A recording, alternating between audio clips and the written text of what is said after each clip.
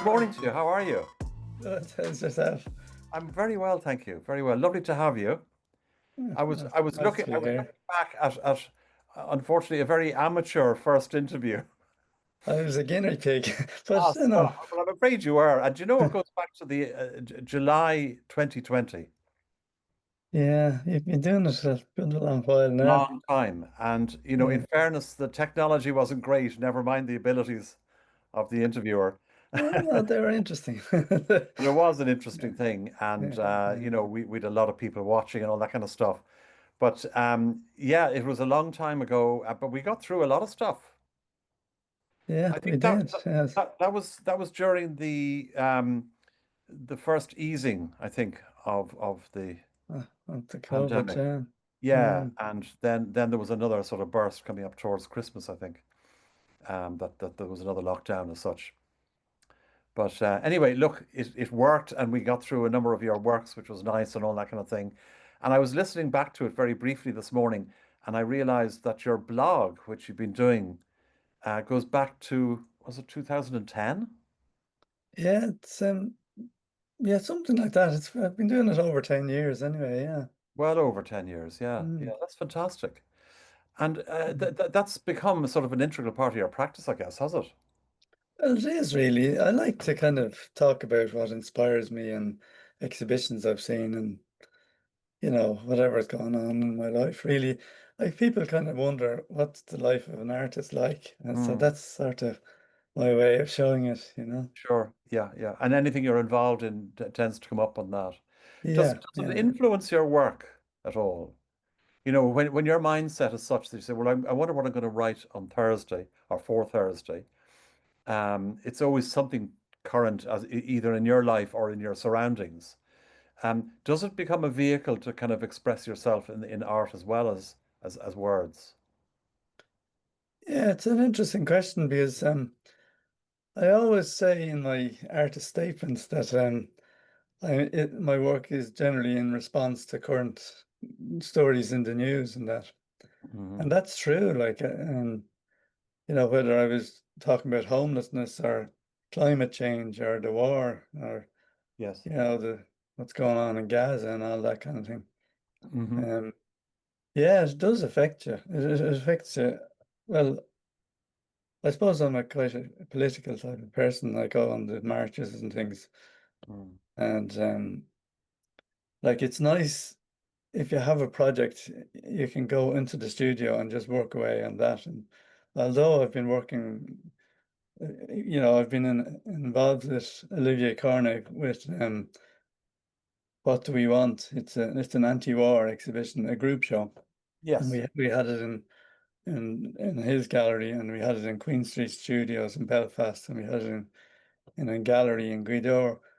But all along, I've been doing these fence posts. There's one there behind me. Yes. Just eroded fence posts. Actually, they started when I was in Kilreelig Do a they? couple of years ago. Yeah, and it just struck me like walking up the cliff towards but towards Bowler's Head. Hmm. You see there's all these fence posts that have been eroded by the wind and the rain, and Yeah. I mean I've been down there a few times and I've always seen them, but I just started that's the last time I started doing these, and it's interesting because everywhere I go now, if I go up the Dublin mountains or whatever, I'll see these eroded fence posts, and Mm. yeah, And do they convey some sort of symbolism to you? I mean, is that part of the of yeah. theories that you're trying to convey? I think it's a kind of it's a metaphor really. I Yeah, mean, us humans, we're forever building walls, building fences, and trying to partition the land and think we can control our territory or control the earth. mm, But in the end, kind of nature laughs at our puny efforts and kind of just yeah, the wind blows and the rain just rots them. yeah. I like it. Uh, Yeah, I think that's yeah. great. Do you have any plans to exhibit that series of fence posts? Yeah, there's an exhibition coming up in the Olivier Cornet Gallery. It's on the 7th of September, uh, Hmm. Sunday, and it's It's called aniar. This too will pass. That's the title of the Yes. exhibition. And Owen, how long will that exhibition be going on for? It'll be on for about a month. It's over the 3rd of October, I think. Okay, because Yeah. we mightn't make the actual start of it from the point of view of this our chat today, but it'll certainly go out while it's on, so people can get a chance to see it. Yeah. Interestingly, Catherine Conley is going to open it. She's coming to the opening. Oh, very good. She's the invited guest. Yes, Uh, yeah. Okay, so Owen, compared to 5 years ago, has anything changed in your practice? Has your sort of style changed or your attitude changed or anything like that hmm. by way of a sort of an update for people? Well, I changed from just to use watercolor to Yes. have less of an impact on the environment. That was a change, but that was before COVID. So after that, I was doing charcoal and wash paintings. And Hmm. then the ones I'm doing at the moment, they're actually watercolor on raw birch panel. So it works like watercolor. Um, it soaks into the wood. It's kind of interesting like that So does the wood come through on the paintings? because you can see the grain in it. And I was kind of thinking, they say that art should have a past, a present, and a future. So I Hmm. suppose the present is the new wood, and the image on the wood is the the future. We'll see what happens. Yes, yes, yes. Yeah. Mm. And I mean, I mean, obviously it's early days, but does it actually hold well on wood, from an archival point of view? I think so. No, I put fixative over it, Oh, do archival you? Oh, fixative afterwards. right. Afterwards, but Yes. yeah. So yeah, it should be grand. Um, it's very interesting to work with, and like you see, working on the birch panel, you have to work with the grain, and um, it depends on the direction of the grain, and if the grain is going up and down, that's grand. But if it's going across, the paint starts to see. But you just kind of learn to figure out how to work with it. But I just thought it was interesting to try No, it on wood. well, absolutely. I mean, it's obviously so appropriate as well, given the subject matter. But tell me, why birch? Was there a reason you picked birch, Owen? Well, artists have been using birch panel for centuries. Yeah, it's very smooth. It can Hmm. be very smooth, and I think that's why it's been used. Now it's ply, so there's kind of several layers. Maybe it's an inch thick, so it won't warp or anything at All that. right. Yeah, So t tell me, Owen, have you been back to Kilreelig at all? Because that's the first time you and I met. that's true. Yeah, Yeah. no, I'm hoping, yeah, to go there with the same group. Yes. This October. Oh, really? Oh, very good. We've all planned to come back together there Brilliant. for Yeah, October. Well, we tried. It's difficult enough to organize, but I know, yeah, I know. And I'm afraid also, I'm one of the culprits because I wasn't I able know to you're not really. do that. Yeah. I was Are you only a going to come? blow-in, Owen. I was only a blow-in anyway because I was doing a course over the You were weekend. given a workshop. Yeah, I That's right. remember. So I wasn't even really resident, Yeah, sure. you know. But it'd be great to catch up with the rest of the gang. Yeah, we'll all right with Yeah, Jacques and yeah, all done. fantastic. I will look for the very best with that. I hope it goes well. Mm. I might drop down to you for a Do, time. yeah. Yeah, see how you're all getting on. Yeah, yeah. So, is there anything else on the horizon, Owen, that's any sort of plans that you have that you're allowed to tell us? The Dublin Gallery weekend is coming Hmm. up in, is it November? But we're doing an exhibition called Ode to Giants, and it's where people kind of respond to paintings, that they like in different museums and that. So I'm Yes. going to be responding to a painting by Titian in the National Gallery. Um, that's what I'm working on after this. Hmm. But I'm still working on. the show that's starting on the 7th of September. Yeah, I maybe missed some of what you said there, Owen. But the Ode to Giants, are you doing one particular painting? That's all. Are each of the gallery artists doing that, or they're invited artists as well, or what? I think it's the gallery artists, yeah. And well, I haven't started yet, so I'd Have have you to not? see. It's an interesting painting I'm looking at. It's a painting in it. Do you know, Pentimenti are changes of mind. And Okay. you can see it in this one where um, Titian drew, it's a painting of Christ with a stick, Mm, and he changed the position. So you can see the original place where he painted the stick, painted over it and changed the position slightly. So, but the thing is, over the centuries, the original one came true. And so you can now see the two sticks. I And see. it's kind of interesting because it shows that even Titian makes mistakes, and Yes. he's not happy exactly with what he did the first time, and he tries it again, and he paints over it.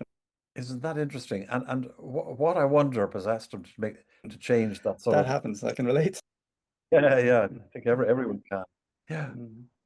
So, Owen, why would he have actually changed that position, do you think? I mean, is it obvious that it would have improved it by changing it, or is it just something It's we never not really, know? no, it's not really obvious. Um, it must have been to do with the composition. He thought it'd be better off a bit further over or something like that.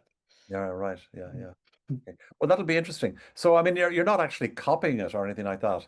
It's you're drawing something or painting something that carries the same sentiment as the No, I original. think, yeah, but the idea that, you're always, art is a struggle, yourself as well. It's a struggle, and it's trial and error afterwards when you've hung the painting in the gallery. You kind of wonder, well, should I have done this? Should I have done that? But Yeah. you do your best, Mm, mm, You have mm. to stop at some stage. True. Mm. True. Okay. Yeah, I was going to ask you, Owen, about. Well, I could talk to you about the original video you did, and it kind of stopped at the COVID exhibition. Yes. But I never told you about the exhibition after that, Oh, tell me about that. Yeah. the War Between Friends one. Or Hmm. we can talk about that if you want. Do absolutely tell me about it. Yeah. Yeah, well, it was an exhibition called Cogan na Garad, the War Between Friends, and it was about the Irish Civil War. Around 1,400 people were killed during the Irish Civil War, Yes. which I was reading about it in Dermot Ferriter's book, and he said in the introduction it was a small scale affair. And I thought 1,400 families affected and all those neighbors and people like this. So I was kind of shocked that he said it was a small scale affair. Now, I suppose he was right compared to other places that things going on these days, but I decided to create 1,400 drawings or paintings. Um, they're all the same size. They were charcoal and wash, just to sort of commemorate all those who had died. And like it took me about a year, a bit over a year, to create all these paintings. But and then of course I was thinking, well, with that many, you can't fit it in a gallery, in a gallery space. So I mean, I fitted a fair few, maybe 100 or something in the gallery, but Yeah. um, I decided to do a projection to a video and just have one after the other, one merging into the next, into the next, into the next, so that I did that, and then um, the idea was to during the exhibition to project it in the Garden of Remembrance. Yes. And actually, that was quite a challenge to get the Office of Public Works to agree. And it was projected on 3 Tuesdays. Um, on there's a back wall in the Garden of Remembrance, that's where the statue is, and it was projected on the plain back wall Yes. of the garden, and Yes. yeah, so we did that, and well, I'd done something like that before. I had done a projection of work on the gable end during 2016. I was doing a project in Rossmuck about Patrick Pearse. He had a house there, Pearse's Cottage, it's called, and ended up doing a projection on the wall of on the gable end. Yeah, I like the idea of these very slow-moving videos that just one painting or picture merges into the next. You know, Yes, yes, yes. yeah. And these paintings that you did of the all the people, they were sort of paintings of faces that Yeah, had passed on. I mean, they weren't sort of life. well, yeah, they weren't I'm not a historian. I didn't go researching all the different people who had been killed. I just imagined the idea of, men, women, and children, you know, their lives cut short, and I just started creating faces, without. You see, the way I was doing it was with charcoal and wash, which is I used to crush the charcoal into dust, and then very wet, I'd paint it on the watercolor paper Hmm. and let it kind of, it flows out, and you don't know exactly where it's going to go. So I'd do several of them and then let them dry, and when you come back to see them afterwards, you could see, well, this one could be a woman's face, or this one could be a man, or so I just kind of take and just kind of make a face into it, make it into a face, Yeah, yeah. so they were all just creations. Yeah, they weren't the real people. And what is the history of that collection? Where did that collection end up? Yeah, that's an interesting question. No, the best answer is um the OPW bought That's what the I thought. film. That's why I'm asking you. Yeah. That's the answer. But Yes. also there are a lot of them around still, as you Yeah. can imagine, but they're all Yes. packed away. Yeah. Yeah. And then it was bought I can't remember, was it 8 of them were bought by a university in America, in Notre Dame in America. Really? They Oh, they very bought good. it a series. They have an Irish kind of collection over there. Yes. Yeah, Yes. so Yes. Yes. Oh, well done. Well done. No, it's good to hear that aspect of it too. yeah, yeah. You know, that it kind of lives on and it takes on a life of its own afterwards. Another subject I want to touch on, Owen, Hmm. is the whole business of activism and the work that you do in that. Because I know it's something that occupies your mind a lot, and I know you mentioned there already that you take part in a number of demonstrations and so on. Um, can you talk to us a bit about that in terms of the actual benefit of doing something like that? Because I'm of the feeling that, years and years and years ago, if there was a demonstration, half of Dublin came out and it was a real demonstration. Now it seems to be sort of small pockets of people. And I'm wondering, has social media anything to do with that? In terms of how we're now behaving in response to uh, things going on around us that we want to nail our colors to the mast, as it were. Yeah, that's quite a complicated question, an interesting one. Um, I think, well, one answer is, I saw somewhere on social media, if you were and I'm quoting or something, um, if you were wondering what you would have done during the Nazi Holocaust, Mm. um, it's what you're doing now. So, like, I mean, a lot of people do nothing about it. They think it's terrible, but they do nothing about it. I feel, well, actually, it's on my blog. I do it more on my blog than in my studio, if you want. Mhm. I go on protest marches. I think um,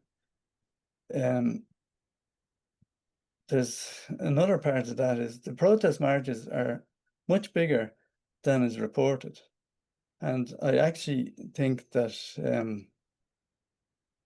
the media in general, RTE, because we're in Ireland, RTE uh, also, they kind of tone it down.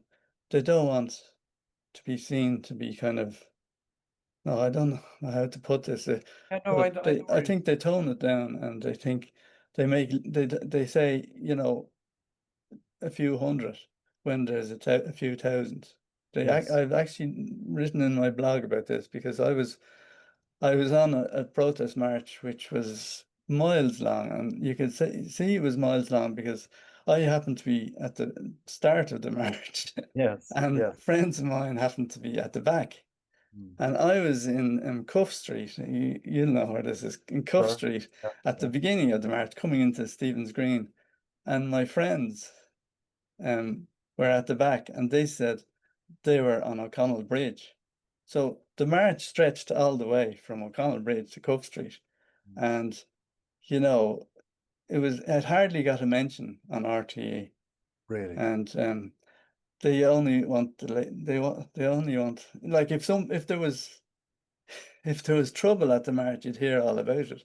But there's never trouble at these marches. These are all peaceful people who are protesting a genocide. And it's just terrible what's happening in England with Palestine Action. Yes. All these people being arrested Mm. just because they support Palestine Action. And anyway, that's Yeah. where I'm coming from. But the question was quite complicated, really. But Uh, well, It, it it's, probably it's, was.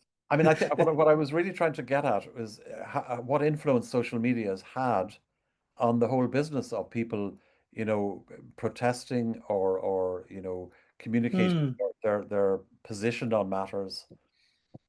Because in a sense, you mentioned the Holocaust. That there's a school of thought that would say, well, we were reliant on very few pieces of media, such as a newspaper, or maybe two if you're lucky, or three, hmm and that was the sum total of your intelligence and your knowledge, really. yeah, Whereas now you get live streams from anywhere if you really want to, yeah, and so in a sense, there's no excuse for not knowing things. yes, And I'm wondering, does the sort of what's going on in the sort of social media aspect of things, is that taking the place of what used to be a very strenuous demonstration of force by people getting out on the streets? And I was making the point that I don't think mm, it's as great now as it used to be. mm. Yeah. It's very easy to put an angry emoji Yeah, on a paper on a exactly. story. It Doesn't do doesn't anything. take anything. It's more difficult to have to go and protest. Yeah. Yeah. Um, And do you think artists have a sort of a role in speaking out? Because in a sense, because they're their own people, they're self-employed, they're not facing the same sort of pressures that they might if they were employed on a 9 to 5 by an organization, which might take a dim view if the likes of Owen goes into town and starts to march and everyone knows about it. Do you yeah, get what I'm trying to get at? yeah. I think well, artists, Artists have that freedom in a sense. they have that freedom, and maybe they have that responsibility because Yeah. they're sort of outside normal life, if you want, and they can stand back and see what's going on, and you know, whatever. Well, I think my voice is bigger on the blog I have. Like Mm.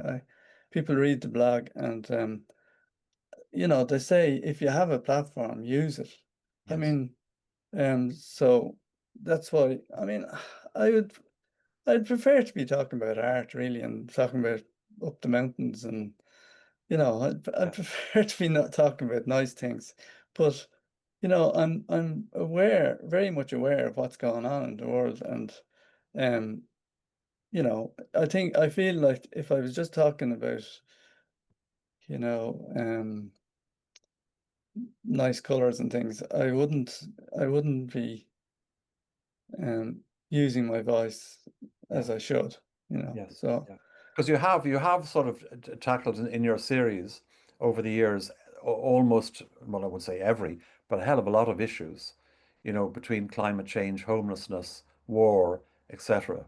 mm, So you have done that, and I admire the fact that you've done that because I think it's important that everyone uses, as you say, whatever platform you have to communicate your feelings because so many people are powerless, I think, in terms of yeah, communicating their feelings, or they feel that they're inadequate or what's the point if I say something? no one's going to Mm. listen to little old me because I'm not an artist or something. Do you know? I think the artists have a privilege and a Yeah, responsibility, as you say. yeah. And I think it's art first. It's not propaganda. Like it has to.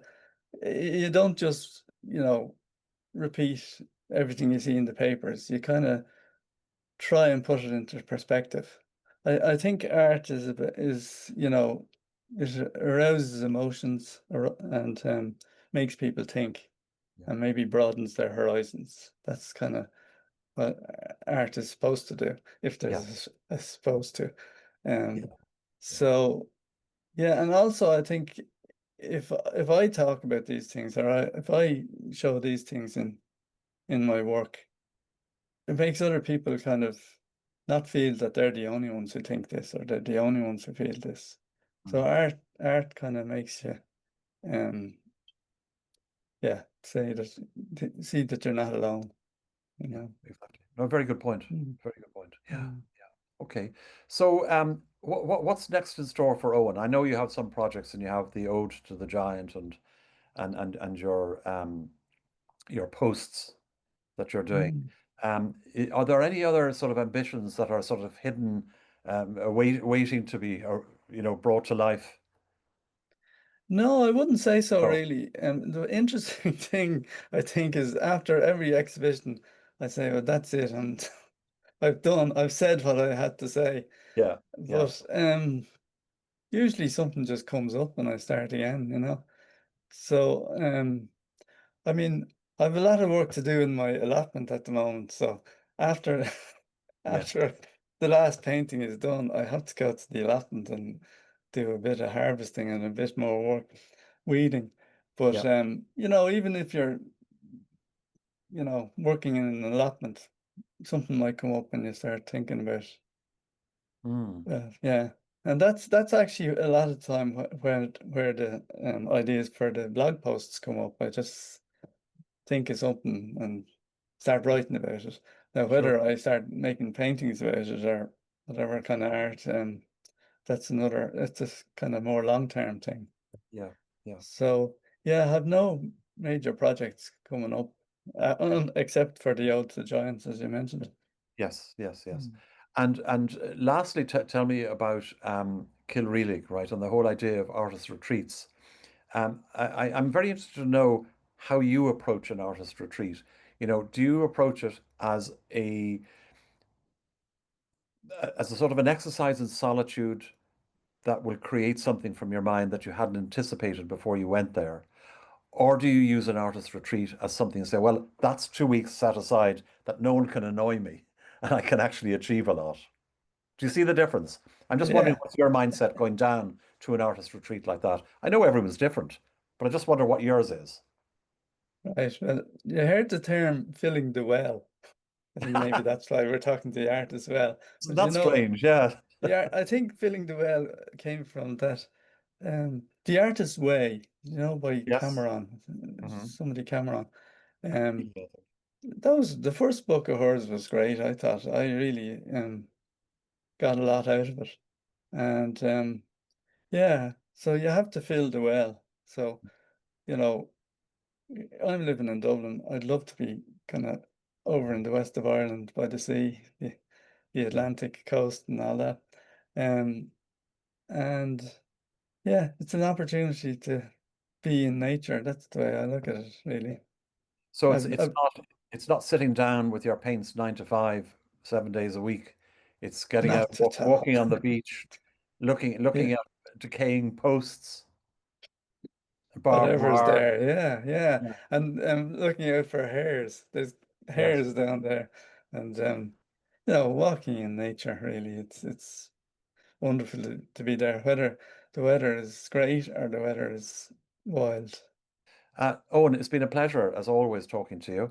Same to I wish you. you continued success, and you're one of the OGs, the original gangster for the art as well. You're actually episode number 5. All right. Yeah, and I'm afraid you were a bit of a guinea pig, but you performed extremely well. And Well, I like the second half where we have a yeah, conversation like this, that was but the perfectly first all right. half in the studio was a bit dodgy. It was a bit Yeah. dodgy.